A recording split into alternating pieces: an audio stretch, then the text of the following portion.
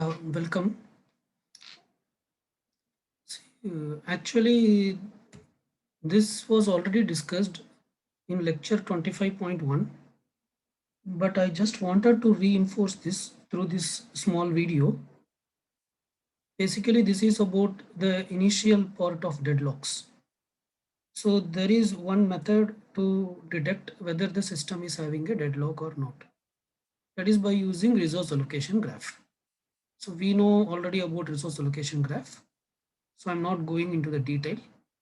So basically what it says in the sense, if the resource allocation graph does not have a cycle, then it means that there is no deadlock. Okay. If the resource allocation graph have a cycle, and if there is only one instance of each resource type, then there will be a deadlock.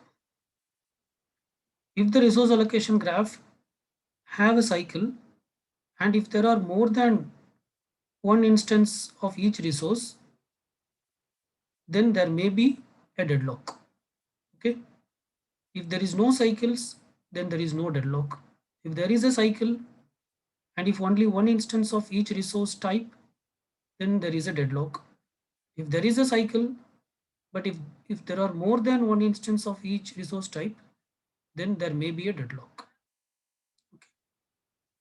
So if you take this particular resource allocation graph, here there is no deadlock. The reason is there is no cycle. Because there is no cycle, we have from P1 to R1 and then R1 to P2. There is nothing from P2 to R2. Okay. Then we have P2 to R3 and R3 to P3. There is nothing from P3 to anywhere. Okay. So there is no cycle. So there is no deadlock. If you see this particular graph, here there are two cycles. What are they? P1 to R1, R1 to P2, P2 to R3, R3 to P3, P3 to R1, and R1 to P2. Okay. This is one cycle. P1 to R1, R1 to P2, P2 to R3, R3 to P3, P3 to R2, and again R3 to P1. And then there is another cycle, P2 to R3, R3 to P3, P3 to R2, and R2 to P2. So there are two cycles, and we can see that some of the resources, multiple instances are available. So there is a possibility of deadlock. Now we have to examine the resource allocation graph to confirm whether there is a deadlock or not. Actually, in this case, there is a deadlock because there are two instances of resource R2 is available, and one of the instance is assigned to P1 and another instance is assigned to P2. Okay. P2 is also holding the resource R1. P2 is also holding the resource R1, and P1 is waiting for the resource R1, which is being held by P2. P1 is waiting for the resource R1, which is being held by P2.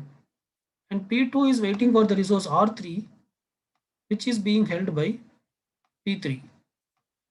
And P3 is waiting for the resource R2, which is being held by one instance of that is held by P1 and another instance is held by P2. So there is a circular wait. So there is a deadlock. Okay. If you see this particular graph, here there is a cycle. P1 to R1, R1 to P3, P3 to R2, and R2 to P1. But actually, there is no deadlock. The reason is we have multiple instances of R1 and R2, and one instance of R1 is other instance of R1 is allocated to P2, and another instance of R2 is allocated to P4. So this P4 and P2 are not waiting for anything else. They just hold one resource. So after some X amount of time, they will obviously release the resource. They will obviously release the resource. So if P2 release the resource R1, then uh, then P1, which is waiting for R1, will get the resource. So the deadlock will not be there. Similarly, if P4 release the resource R2, then uh, then P3, which is waiting for the resource R2, will get that, and the deadlock will not be there. Okay. So this just I wanted to say, because uh, uh, just I wanted to clarify this, because I don't remember how we have discussed this in the class. Right. Okay. Thank you.